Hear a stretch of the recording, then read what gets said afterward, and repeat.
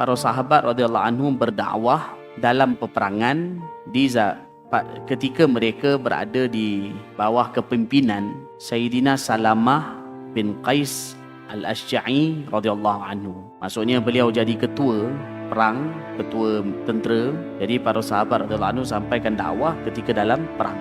Para sahabat radhiyallahu anhum berdakwah dalam peperangan dengan di bawah kepimpinan Sayyidina Salamah bin Qais Al-Asy'a'i radhiyallahu anhu. Sulaiman bin Buraidah rahimahullah, beliau menceritakan bahawa Amirul Mukminin Sayyidina Umar radhiyallahu anhu, apabila mana-mana tentera orang mukmin datang bertemu kepada beliau, berhimpun kepada beliau, beliau akan melantik ketua mereka seorang daripada kalangan ahli ilmu dan juga ahli fiqh.